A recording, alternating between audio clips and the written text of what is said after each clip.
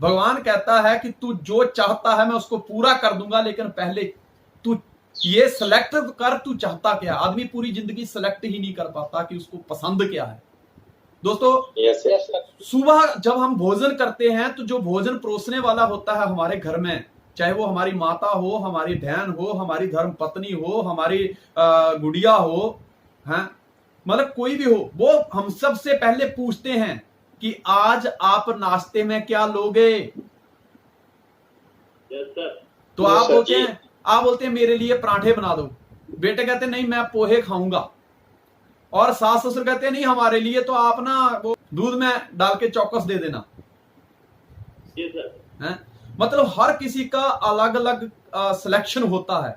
मेरे को एक बात बताओ, थोड़े टाइम की भूख को शांत करने के लिए भी हम भोजन का सिलेक्शन करते हैं, और उसी टाइम ब्रेकफास्ट के बाद एक सिलेक्शन होती है कि दोपहर को क्या खाओगे। Yes sir. तो दोपहर के खाने की भी सिलेक्शन होती है। दोपहर के खाना जैसे ही हम खाते हैं, थाली साइड में करते हैं, कोई स्वीट लेते हैं, इतने में ही शाम के भोजन की सिलेक्शन हो जाती है कि आज शाम को हम यहां खाएंगे, बाहर खाएंगे, घर में खाएंगे, क्या खाएंगे, उसकी सिलेक्शन हो जाती है। जी सर। और भूख एक ऐसी चीज है जो कभी खत्म नहीं होती। रोज रोज सुबह दोपहर शाम को, सुबह दोपहर शाम को हमको सिलेक्शन करनी पड़ती है। बाजार में जाते हैं, हम टमाटर की सिलेक्शन करते हैं, भिंडी की सिलेक्शन करते हैं, अदरक की सिलेक्शन करते हैं, हर चीज हम घर में वो लाते हैं जिसकी हम सिलेक्शन करते हैं। मार्केट में जाते हैं, अपने कपड़ों की सिलेक्शन करते हैं, हम हर चीज की सिलेक्शन करते हैं। लेकिन दोस्त, सबसे पहले अपने आप से आज ये सवाल करो कि मैं इस जिंदगी को जो बहुत बहुमूल्य है उसको कहां लेके जाऊंगा, इसकी मंजिल क्या है, ये जिंदगी में क्या चाहती है, मैं क्या बनना चाहता हूं। क्या आपने उसकी सिलेक्शन की है अब तक? Every person is working. हर कोई व्यक्ति काम में लगा हुआ है, कुछ ना कुछ कर रहा है वो। बिकॉज इसका मतलब है एवरी पर्सन इज एक्टिंग, वो एक्शन में है। पर दोस्त, जब आप किसी चीज को सेलेक्ट कर लेते हो तो आपके जो एक्शन जब साथ में जुड़ते हैं तब बनती है एक सिलेक्शन।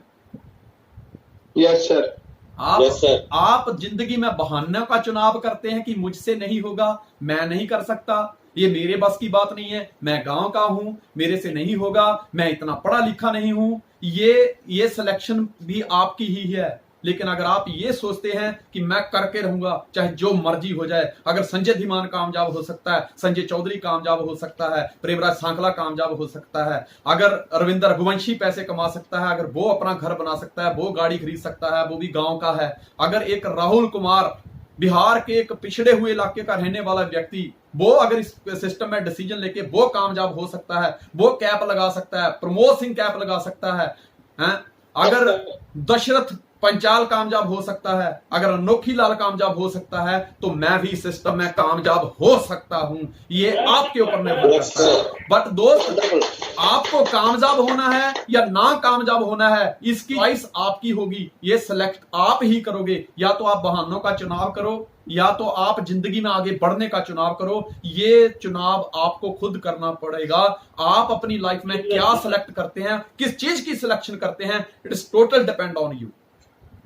थक गया हूं, ए जिंदगी तेरी नौकरी से मुनासिब होगा, मेरा हिसाब कर दे। आज शाम को सोने से पहले निकालो कापी और पेन, लिखो क्या जिंदगी मैं नहीं कर सकता, मुझसे नहीं होगा, है वो कामयाब हो सकता है, मैं नहीं हो सकता, मैं शहर का नहीं हूं, मैं पढ़ा लिखा नहीं हूं। ये सब चीजों की नौकरी करते करते, ये एक्सक्यूज बनाते बनाते ए जिंदगी में थक गया हूं। आज बेटर है आज इससे पीछा छुड़ाया जाए और कुछ करने की ठान ली जाए। ये ठानना पड़ेगा हमको। मैं आपको एक बहुत अच्छी कहानी सुनाता हूं। कहानी ऐसे है, एक दिन राजा बड़ा खुश था, राजा बहुत खुश था। तो वो अपने मंत्री के पास गया। तो मंत्री से पूछता है कि मंत्री क्या सोच रहा है, तेरी जिंदगी की इच्छा क्या है? मंत्री ने राजा की तरफ हंस के देखा और बोला कि जितनी दौलत राजा तेरे पास है, अगर इसका 10वां हिस्सा भी मुझे मिल जाए ना, तो मैं इस संसार में सबसे भाग्यशाली इंसान बनूंगा। राजा ने बोला जा दिया। बोला ये कैसे पॉसिबल हो सकता है? बोले दे दूंगा, टेंशन मत ले। दूसरे दिन दरबार में मंत्री को बुलाया। राजा ने अपनी आधी दौलत मंत्री के नाम पे करने का फैसला ले लिया। उसके कागज पत्र तैयार करने को बोल दिया गया कि मेरी आधी दौलत मेरे मंत्री को दे दी जाए। उसका ऐलान कर दिया गया। बोला इसके कागज पत्र तैयार करो, और साथ में यह भी ऐलान कर दिया कि इसका सिर कलम करना है मुझे। अगर इसने मेरे 3 सवालों का जवाब नहीं दिया तो इसका सिर कलम कर दिया जाएगा।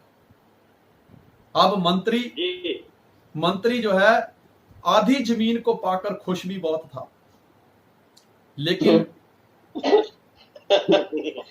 सिर कलम, जैसे ही सिर कलम करने की बात आई तो मंत्री उदास भी बहुत था। Yes sir. राजा ने मंत्री से कहा, मंत्री उठा कापी और पेन, लिख मेरे 3 सवाल, और इन 3 सवालों का जवाब देने के लिए तेरे पास 30 दिन हैं, और हर सेकंड तू मौत की तरफ बढ़ रहा है। मुझे इन 3 सवालों का जवाब चाहिए। अगर तू इन 3 सवालों का जवाब नहीं देगा तो तेरा सिर कलम कर दिया जाएगा। पहला सवाल था कि इंसान की जिंदगी में अटल सत्य क्या है, और दूसरा सवाल कि इंसान की जिंदगी में सबसे बड़ा धोखा क्या है, और तीसरा सवाल कि इंसान की जिंदगी की सबसे बड़ी कमजोरी क्या है। सबसे बड़ी कमजोरी क्या है? अब ये, और राजा ने बोला देख मंत्री, तेरा टाइम शुरू होता है। तेरा टाइम शुरू होता है अब से। 30 दिन है तेरे पास। अगर इन 3 सवालों का जवाब नहीं दिया तो तेरा सिर भरी सभा में कलम कर दिया जाएगा। अब मंत्री अपने 3 सवाल लेके जगह जगह भटका। कभी मंदिर में जाता है, कभी मस्जिद में जाता है, कभी कहां जाता है। मतलब उसने कोई संतों का आश्रम नहीं छोड़ा, कोई बुजुर्गों की पास बैठने से वो कभी नहीं कतराया। जहां पे उसको लगा वहां हर व्यक्ति के पास गया। उसने सबसे इन 3 सवालों के जवाब पूछे, लेकिन उनके 3 सवालों के जवाब कोई दे ही नहीं पाया। मंत्री संतुष्ट ही नहीं हुआ। लास्ट दिन बचा था, कल उसको पेश होना था राज दरबार में। 29वें दिन में वो भटकते भटकते भटकते भटकते एक फकीर की कुटिया में पहुंच गया। तो वहां क्या देखता है कि फकीर का कुत्ता एक बर्तन में काफी सारा दूध रखा हुआ है और दूध को पी रहा है, और फकीर सूखी रोटियां पानी में लगा लगा के खा रहा है। अब मंत्री हैरान हो गया। मंत्री उसको देखते जाते ही देख के हैरान हो गया। मंत्री को जैसे ही उस फकीर ने देखा, वो फकीर कहता है, आओ मंत्री साहब, आपके 3 सवालों के जवाब मैं ही दूंगा। आप एकदम सही जगह पर पहुंचे हो। मंत्री हैरान हो गया। कहता तुम कैसे जानते हो कि मैं मंत्री हूं? दूसरा, तुम कैसे जानते हो कि मेरे को 3 सवालों के जवाब चाहिए? वो फकीर खाना खाते खाते उठा और नीचे से एक पोशाक निकाली, जिस पोशाक के ऊपर उस राज दरबार की मोहर लगी हुई थी। बोले आज जिस कुर्सी पे तू बैठा था, एक टाइम पे उसी कुर्सी पे मैं भी बैठा हुआ था। जिस राजा का मंत्री तू आज है, उस पद को पहले मैं छोड़ के आया हूं। तो बोले क्या तू 3 सवालों के जवाब नहीं दे पाया था? बोले मेरा केस कुछ अलग था, वो बात छोड़, लेकिन तेरे 3 सवालों का जवाब मैं दूंगा। पर बोले शर्त एक है। बोले क्या? बोले 2 सवालों के जवाब तुझे फ्री में दूंगा, लेकिन तीसरे सवाल की जवाब अगर तुझे चाहिए तो उसकी कीमत चुकानी पड़ेगी। बोला कोई बात नहीं। तो बोला पहला सवाल तेरा यही है ना कि इंसान की जिंदगी में सबसे बड़ा अटल सत्य क्या है? जी सर। तो बोला सुन मंत्री, इंसान की जिंदगी में सबसे बड़ा अटल सत्य मौत है, जो आनी ही आनी है। यहां पे जो भी इस पृथ्वी पर आया है उसका मरना तय है। इसलिए मौत से डरने का नहीं, जीते जी कुछ करने का, मरने से पहले कुछ करने का। जी सर। बोले और इंसान की जिंदगी का सबसे बड़ा धोखा ये जिंदगी है। ये छोटा बड़ा कुछ नहीं देखती, ये नहीं देखती कि इसके बच्चों का क्या होगा, ये नहीं देखती कि इसके पति का क्या होगा, वो ये नहीं देखती कि इनके बाप का क्या होगा। जो बच्चों के बाप को उठा लेती है, पत्नी के पति को उठा लेती है और पति की पत्नी को उठा लेती है। ये उम्र नहीं देखती, ये किसी पर दया नहीं करती। और इस जिंदगी को संवारने के लिए इंसान जगह जगह झूठ बोलता है, तरह तरह के फरेब करता है, तरह तरह का झूठ बोलता है इसको संवारने के लिए। लेकिन यही जिंदगी इंसान को धोखा दे देती है और जिंदगी का ये सबसे बड़ा धोखा जो है वो जिंदगी है। और फकीर चुप हो गया। मंत्री ने बोला आगे तीसरे सवाल का जवाब। उसने बोला मैंने तेरे को पहले बोला था कि 2 सवालों के जवाब मुफ्त में दूंगा, तीसरे की कीमत चुकानी पड़ेगी। तो उसने देखा कि यार क्या कीमत हो सकती है, एक व्यक्ति मेरा सर कलम करने वाला है, उससे तो कीमत कम ही होगी। बोला कीमत क्या है? बोला चुकाएगा? बोला चुकाऊंगा। तो जवाब चाहिए? बोला चाहिए। जिस पात्र में कुत्ता दूध पी रहा था वो दूध बच गया था। बोला ये जो बचा हुआ दूध है, ये दूध मंत्री तुझे पीना पड़ेगा, इसकी यही कीमत है, उसके बाद अगला जवाब दूंगा। मंत्री ने बोला है कुत्ते का जूठा दूध कुत्ते के पात्र में? नहीं। बोले नहीं तेरी इच्छा है, अगर जवाब चाहिए तो कीमत अदा कर दे, अगर नहीं चाहिए तो तेरी इच्छा। उसके मन में ख्याल आया कि राजा तो सिर कलम करने वाला है, अगर इतने से मेरा काम हो जाता है तो कम से कम सिर कलम होने से तो बच जाएगा। उसने फटाफट वो कुत्ते वाला बर्तन उठाया और गट गट करके दूध पी गया। फकीर से पूछा कि बताओ मेरे तीसरे सवाल का जवाब क्या है, इंसान की जिंदगी की सबसे बड़ी कमजोरी क्या है? तो फकीर हंसा, बोला इंसान की जिंदगी में सबसे बड़ी कमजोरी उसकी गर्ज है। गरज। जब गर्ज होती है तो गधे को भी बाप बोलने लगता है, वरना बाप को भी कई बार गधा ही समझता है। Yes sir.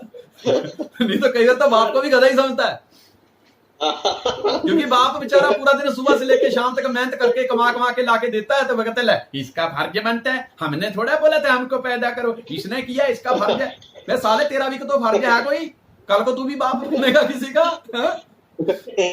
मैंने देखा है कि बहुत सारे लोग अगर काम किया ना, अपुण्य किया, अपुण्य माइल अपुण्य किए, सर इसको मैंने प्लानिंग दिया था तो कामयाब हुआ सर, वरना फेल हो गया था। अपुण्य किया और सर कहीं फेल हो गया तो क्या बोले सर ये सब अपलाइन का कमाल है, साला मेरी अपलाइन क्या बताऊं मैं सर, वो छोड़ो ना सर, मैं कौन से जन्म का मैं पता नहीं कहां फंस गया सर उसके नीचे, अगर किसी अच्छे आदमी के नीचे होता तो मैं कामयाब हो जाता। गरज पड़ेगी तो कुछ भी करेगा, लेकिन मतलब निकल गया। कहता यूं जा रहे हैं रूठ कर के जानते नहीं, मतलब निकल गया तो पहचानते नहीं। दोस्तों ऐसे ही होता है आम लाइफ में, ये नेटवर्किंग की दुनिया है यार, अच्छे रिश्ते बनाओ।